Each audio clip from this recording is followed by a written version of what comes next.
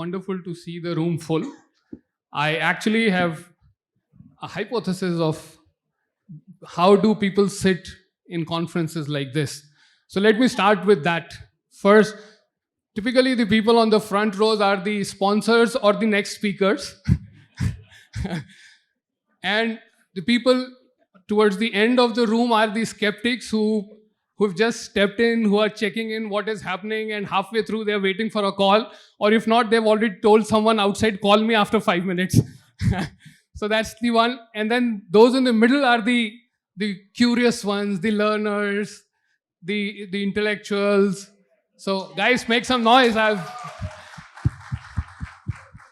So good. It's very difficult to speak in a panel at this time. One that I had actually, let me pull out, I had made a lot of data and data points with a lot of research that I did of all the reports that I've read. But I realized these guys have spoken everything, all data points have been told to you.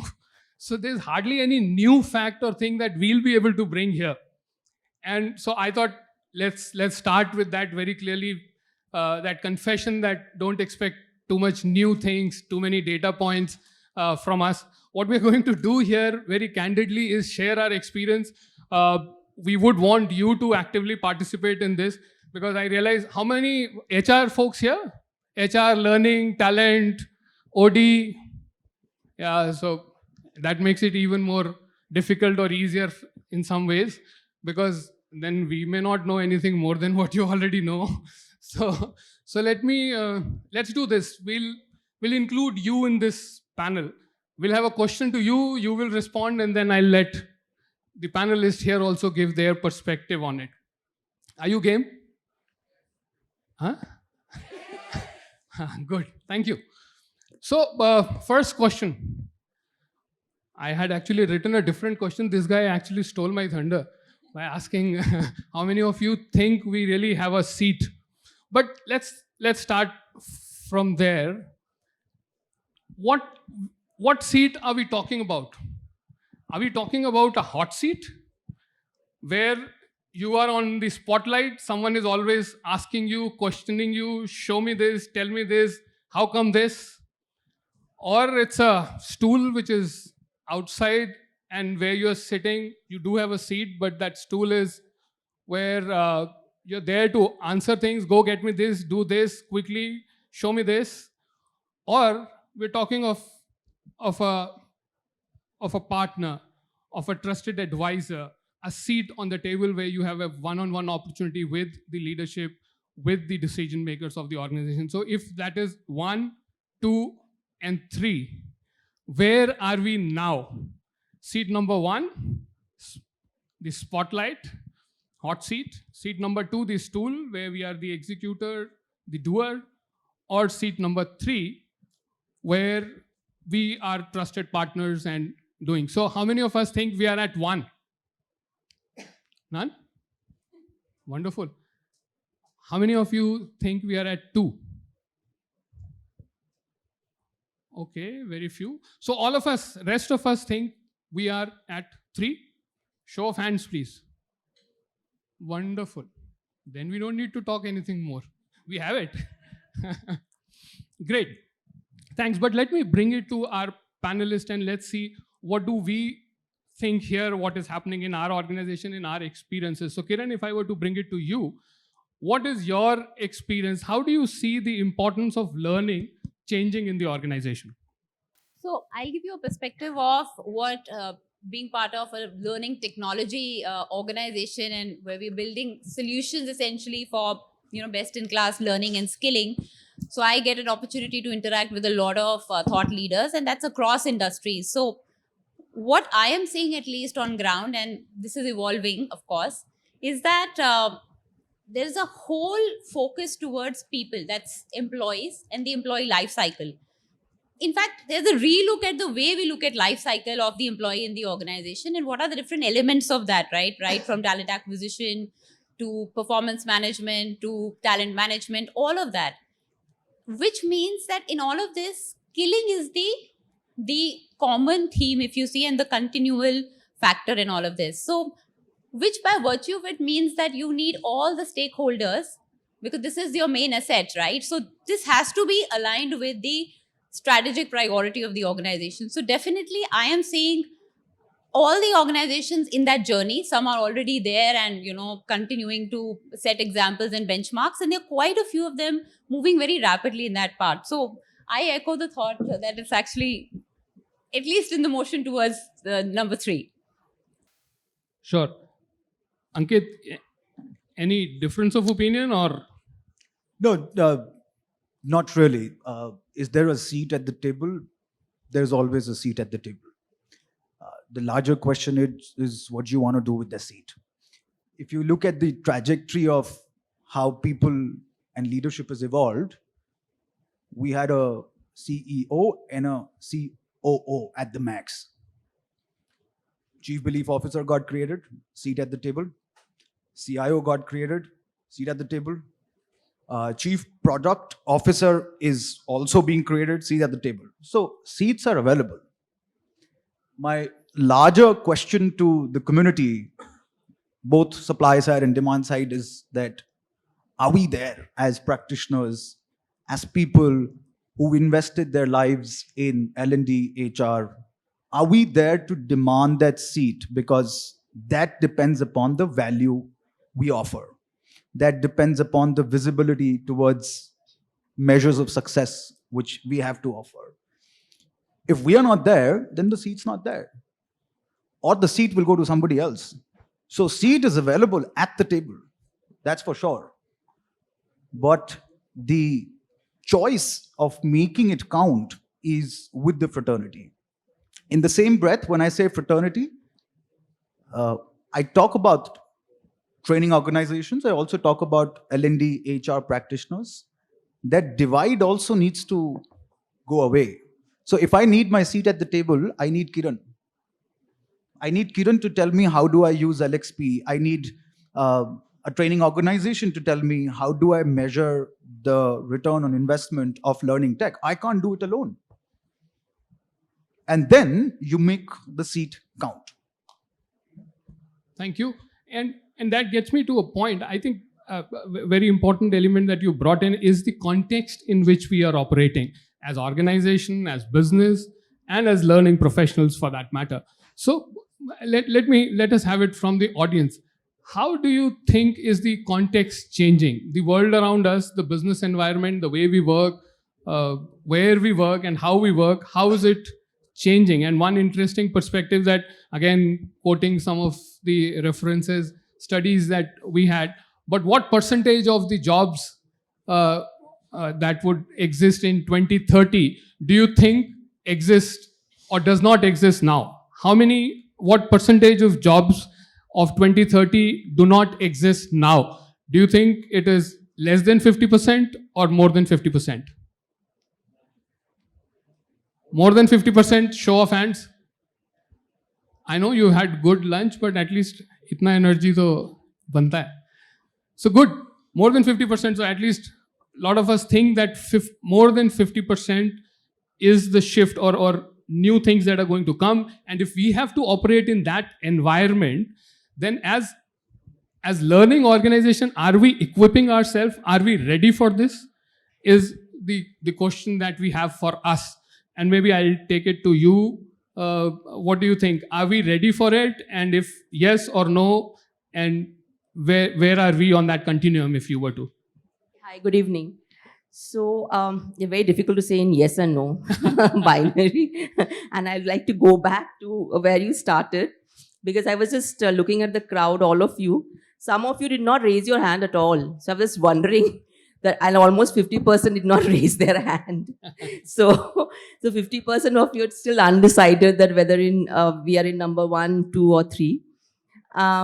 Yeah, having said that, yes, I mean, I don't know the exact percentage that the kind of job which will come up in 2030. But is organization preparing the employees for the future? I think yes, they are. I mean, if I compare, the way organizations invest in learning and development now to some 5 years back, because I'm in L&D for quite some time now. I think the entire perspective has changed. People have realized the value of upskilling, making themselves relevant, and keeping themselves relevant, because what is constant is change, and we have to constantly align ourselves to the new, the changing environment. Now, the changes could be many things. It could be technology, it could be the way we work. Right now, who thought that the pandemic will come and a hybrid working model will come, right? Nothing to do with technology as such. So, a lot of changes are happening. So, we need to be relevant. And I was just hearing the previous speaker when she was mentioning about staying relevant. Yes, what is very, very important is that, we have to change with time. We have to change our mindset with time.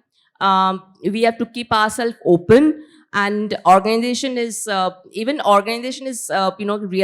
that what worked for us last year will not work for us this year. So if you continue to do what you have done in the last financial year, this year as well, then your competition will overtake you. So you have to constantly think of newer things. Yeah, constantly think of newer things. Some ideas will work, some things will not work, but you have to be futuristic, and you have to self-develop yourself and the employees in the organization. So organization is completely aligned to being futuristic. Otherwise, they will not stay relevant anymore. Sure. Thanks.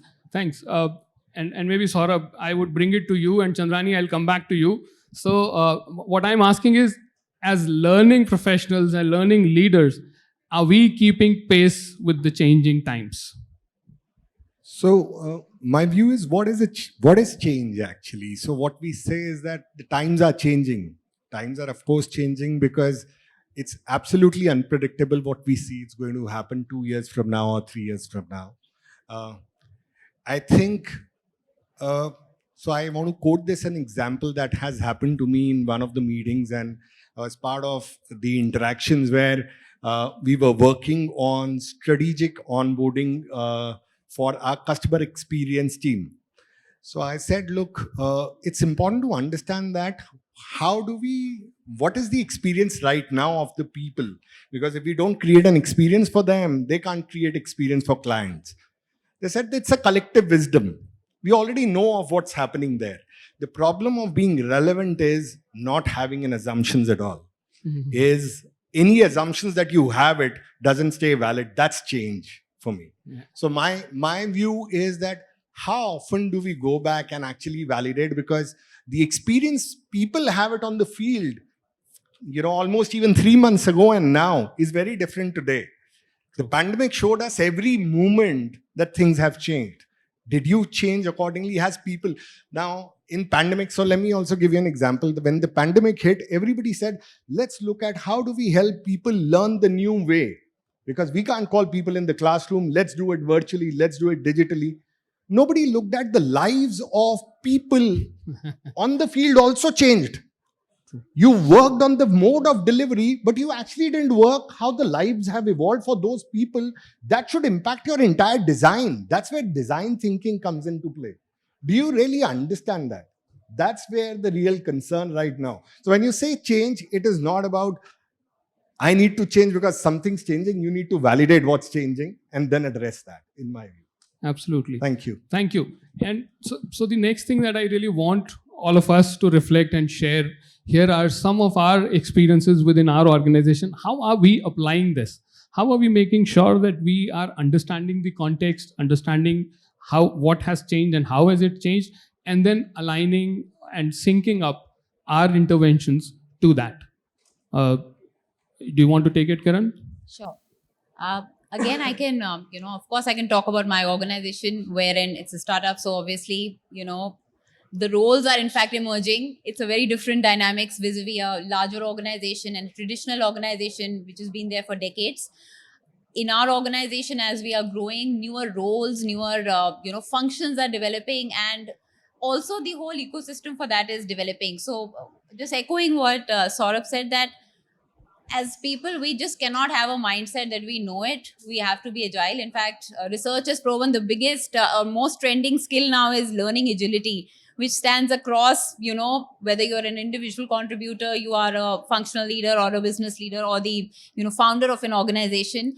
I think this idea that, you have to be agile, you have to think of not structures which are very static, they should be dynamic and agile enough to be able to evolve as we move forward. So answering to what you earlier said that would these roles exist, I think maybe we need to relook at the way we look at organization roles, maybe break it down to kind of skills that you need and how many of them are transferable skills, and maybe focus on that. And there's enough enablers that are there to make you do that in a very scalable manner within the organization. And that's going back to what Ankit said, that maybe as partners as well as organizations, we need to start thinking of a holistic way of addressing the solution. And that's where it becomes aligned with what the strategy of the organization is. So in just to cut it short, I would say that yes, I mean, we have to keep ourselves open to, expanding and contracting, even if roles need to sort of come together, 3-4 responsibilities getting together, we should be ready for that. What we should see is that what is the end experience that we are looking to give and what this role is supposed to deliver. And it should be, all these skills should be able to be aligned with that. So, yeah. Thanks. Maybe I can bring in an example and then I'll open it for my co-panelists. At Schneider, what we are trying to do is we are trying to create opportunities for people to experiment, because we believe there's a lot of learning and all of them. I don't want to go and talk about the whole 3E experience in 70-20-10, but the idea is that creating opportunities for people to learn through experiencing it and to experiment. What we've done is we've created an open talent market where there are opportunities for people, there are projects in different parts of the organization. People can find an internal opportunity to really go and do a job or find a project. If I want to just experiment, I am in HR and I want to do something in marketing or I want to do something in strategy, I can pick up a project that is relevant, build that skill, experience whatever I've learned, I can apply it there, learn it, experiencing it firsthand, and then take a decision if I would really want to go there and do more, or maybe experiment with something else. So a next opportunity, a new project, a new experiment.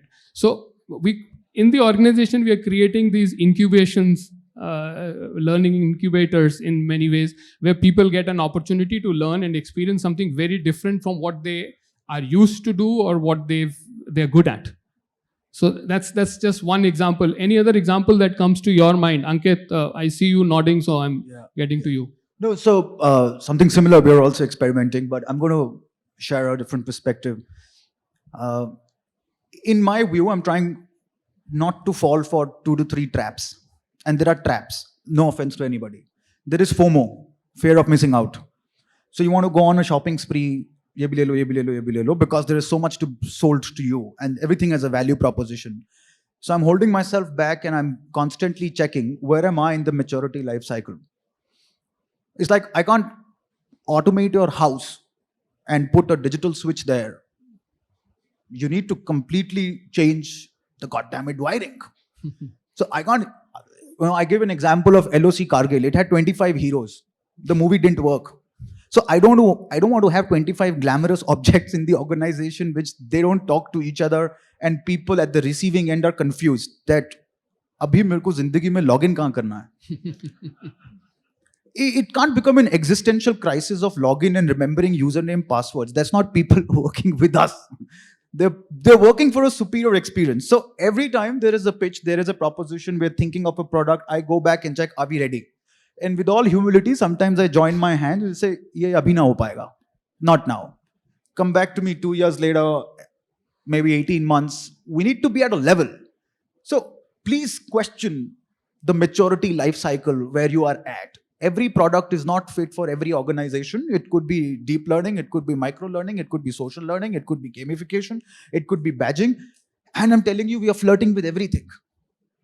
We are genuinely flirting with every goddamn thing. We'll do gamification for 2 years, purana ho gaya, chalo. Now we're social learning, ye bhi ho gaya, chalo. And then, it spoils you.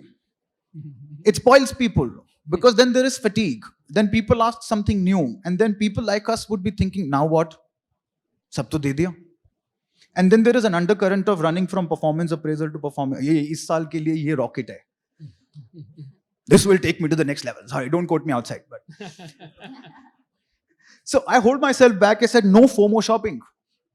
Absolutely no FOMO shopping. I'm not going out there creating a huge budget, telling my CEO that, we must invest X amount in this. Because I know he's going to ask me why. And then I don't want to answer because my neighbor bhi kar. So every point of a time, you go back and check, are you ready for a solution? Okay. Second, always, and it's a learning which it's happening to me as we speak. I'm trying to learn the interlinkages between one product with the other product, one platform with the other platform. Why? Because narrative is very important. Most organizations would have experiment with learning passport, learning paths. Sabne banaye? Behavioral, technical, domain. Everyone? If you're an L&D professional, learning pathways, learning journeys, learning passports would run in your DNA. सबने बनाए होंगे Excel sheet पे? Okay. My litmus test is this. Go to cafeteria, sit with a person who's having lunch. You don't know, ask him. Do you know what learnings are applicable at your level? Only 1 out of 10 will be able to answer that to a 50% correct answer. हाँ वो जो आप mail भेजते हो. That too if he likes you. And that too if the mails don't go from your ID. But most of them would look at you with a blank expression and think, what's happening is mass institutionalization and narrative building is not happening. So last week we were at a conference and I said that I feel that HR L&D folks are the most hardworking people on earth. No bias is there. But we'll work for 16 hours, but you go outside there, you talk to people, you know what we've done? No. Why? Because we don't build narratives. We don't brand ourselves. We don't position our initiatives which build narratives, which creates trust that your development is happening. And I was talking to somebody from PR and advertising agency, and my problem statement to that person was that, why don't you tell me how should I brand myself? He said, Ankit, how do you brand yourself? He said, we send mails.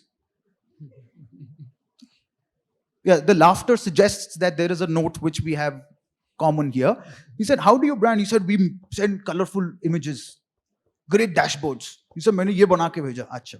5 minutes conversation, I realized that we are not marketers. We're not thinking the branding way. We're not building narrative. Make in India is a narrative. It has been created. Investment flows. There is trust. Every time now I make an investment, make a decision, make a plan, and hear this out carefully because this might hurt. I have to force myself not to be a trainer.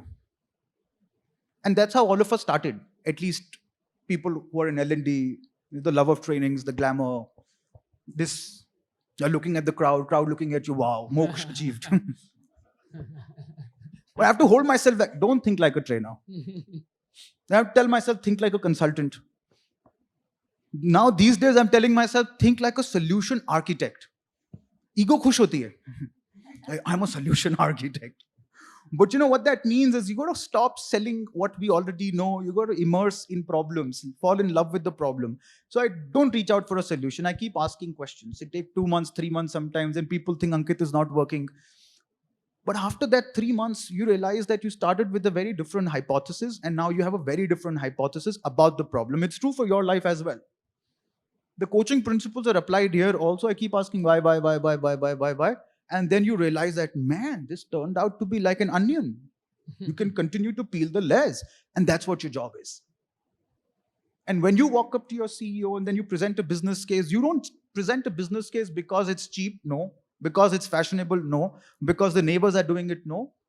Because you can define cost savings, time savings, man-hour savings, impact on CSATs, impact on NPS, impact on ENPS. If you're not talking that language, that guy is going to talk that language. And which is where the struggle is. And it correlates to the first point. I said, there is a seat at the table right there. Nobody knows the skilling dhanda more than this group of people. Nobody's invested their half-life into skilling people. But most L&D professionals chicken out like me when we talk Excel sheets. Now, how many people have loved putting VLOOKUPs, HLOOKUPs? You see, that's just an example. It's a symptomatic trouble to the larger condition, which is called as right brain. Now our job is learning tech. So now we have to solve for that issue. पहले learning करते थे, अब learning tech करते हैं. So now you have to understand that. So there is a huge gap. And that's what I've been trying to tell myself, that hold yourself back, hold yourself back. So no FOMO, no shopping.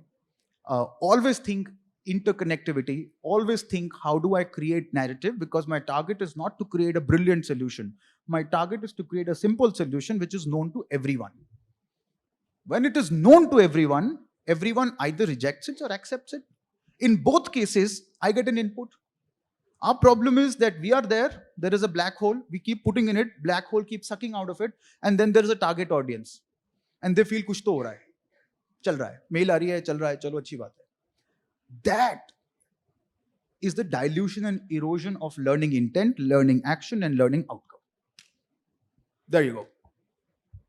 Can I ask you a question? I was just sort of absorbing. You did mention very interesting points. That one is that don't have FOMO. But I also see the other side of the story where there is a lot of inertia. Closer, Kiran. A little. Little inertia towards accepting technology, accepting new. And let's be honest, pandemic hit us. It hit the L&D folks too. And they were in the driver's seat, like it or not. And then what was your choices? I mean, either you embrace technology to sort of deliver, think differently.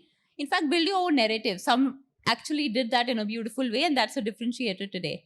The other point that you made is look at whether the organization is ready. But do we have the, do we have the bandwidth to right now look internally when externally things are changing so fast? So, I mean, isn't it the responsibility now of the L&D folks to really make sure that pace sort of picks up and then we start moving, because you're going to be left behind? Good point. Simple answer to this is if the client facing or the customer experience is going through a digital revolution, then the people experience must go through a digital revolution. And don't go on fancy words. If you're applying technology at X place, which is external market facing and which creates value to stakeholders, communities, wherever, there has to be a correlation to internal ecosystem. So if you want to check if you're ready, please go outside and check that is the revenue model, supply chain, business model, how we make money, is that changing? Have the target allocation changed? Are we expecting more targets, more money to come from our automation business, technology? Are we equipping our customers better using tech? If the answer to that is yes, then please come back and check now where are we when it comes to our processes and systems. Simple example is, there is a wide variety of organization. There is an organization, they are still struggling with LMS, still doing manual, and we do consulting, and I know all of this. आज भी Excel sheets बन रहे हैं, आज भी physical attendance sheet जा रही है, आज भी everything is manual. Okay, you talk to them, do you have a LMS? Yeah, but we hardly use it. Now, if you're going to sell LXP to them, their first response will be, "Ab ye kya bimari hai?" Because nobody knows LMS better. Then there are organizations where there is LXP, there is Coursera, there is LinkedIn, there is Udemy, there is Tiger Hall, there is more flowing into the system, and they are using it fantastically. So you see, the spectrum is so huge. And which is where, Kiran, the supply side and the demand side has to work together. I love people when they say, "Ankit, don't buy the product." I'm telling you, you're not at that level. I love it. So don't sell.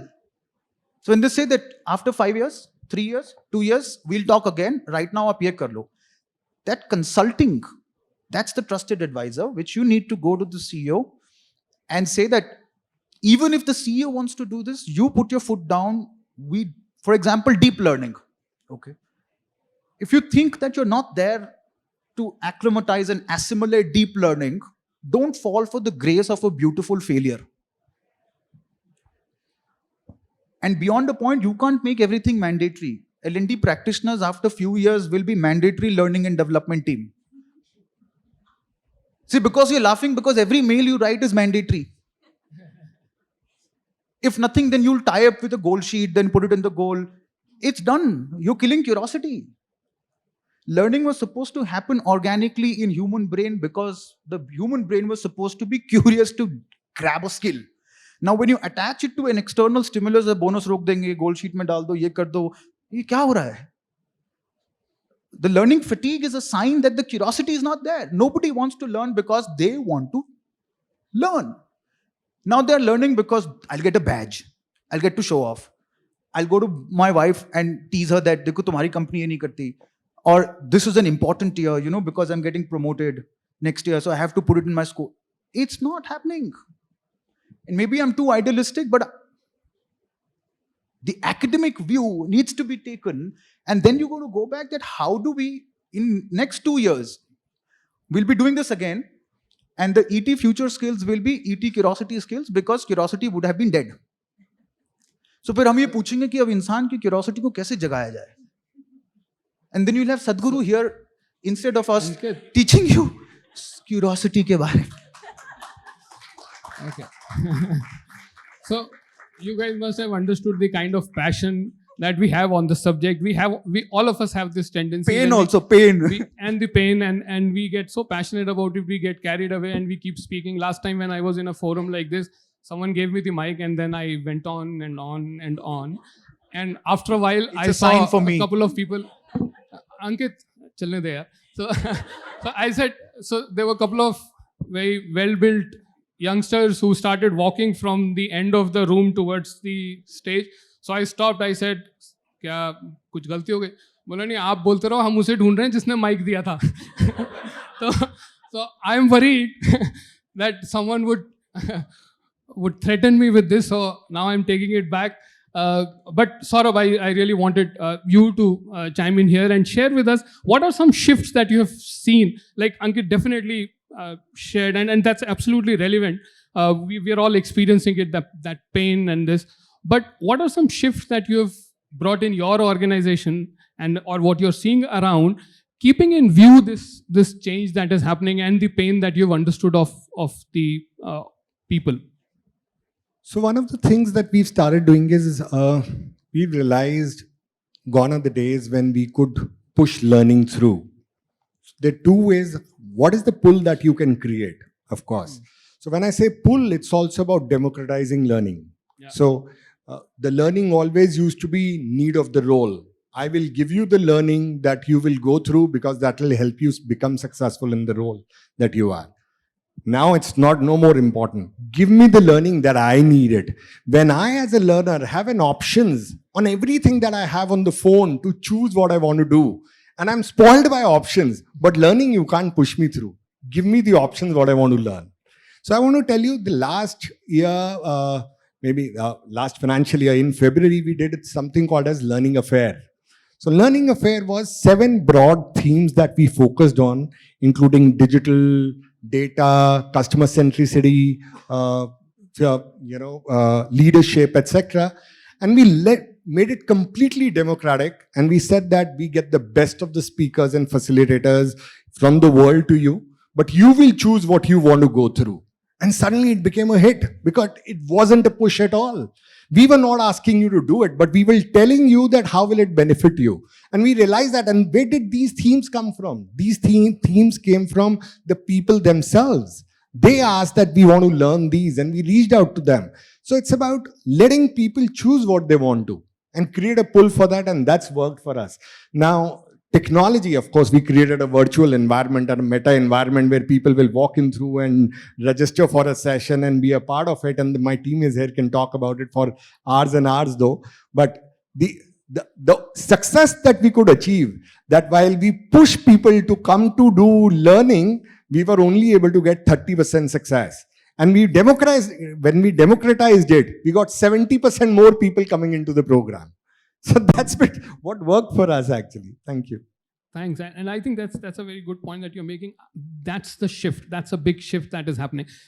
There's enough and more that is available around for people to learn. And it is a lot more democratic. It is a lot more decentralized. And it is a lot more easier and cheaper to learn for those who want to learn. So now our role as learning leaders, as leaders of the organization or as learning or talent responsible is not about training or helping them know and do what they need to do, but rather helping them find what they need to find and at their choice, at their pace. I think that's where the shift is happening. And I predict that the role of CLOs me included here, is going to go away, but learning is going to stay in the organization and in around people. But people would learn on their own a lot, and they will find their own ways. We will just have to create that environment and culture of learning. Yeah. So my last bit is that moving away from need of the role to the need of the individual. Right. Which comes from individual aspirations, performance, behavior, but all these, that's the shift that needs to happen from the role to the individual. Yeah. Sure. Thank you. I see. And of course, there's another two which we focus on: need of the organization to need of the hour. Yeah. Hour is where things are changing every day. Right, absolutely. Thank you. I see just a few more seconds. If there is any burning question that you have that you really don't want to miss, we'll take it. Otherwise, I'll close it with a couplet in Urdu. Yes, please. So I am a business guy turned HR. Wow. So the question and I relate with Ankit, what Ankit was saying. So as a HR or as a CHRO of the company, what we really see that HR and of course largely L&D, they are taking part to enable the business. So what comes as a challenge now to how we can ensure that we get an ROI. So being a L&D experts here, how you can actually step up into genre of the business and enable business such that the CXO or a CEO of a company can see a revenue spark, can see a ROI, because exactly that's what business is looking at, in next 5 years down the line or 6 years down the line. How L&D can take a part, in energizing that. So that's the question. Sure. Thanks. In the interest of time, and then we'll be available for trying to respond to this. But in the interest of time, I think the first and the foremost thing is understand actually what is business, and then speak that same language. That's something that all of us as learning and HR will have to do. I keep claiming that we are as much business as marketing or sales is. So and that would only happen if we know what is happening in the business and we speak that same language. I think that's the starting point. We can have more conversation on it. Thank you for being such nice audience. Before I close, I will recite a sher, and that goes like this: अंदाज़े बयां गर्चे बहुत खूब नहीं है, शायद के उतर जाए तेरे दिल में मेरी बात. So thank you very much. I hope we have made some points. We have struck in some chords. Thank you.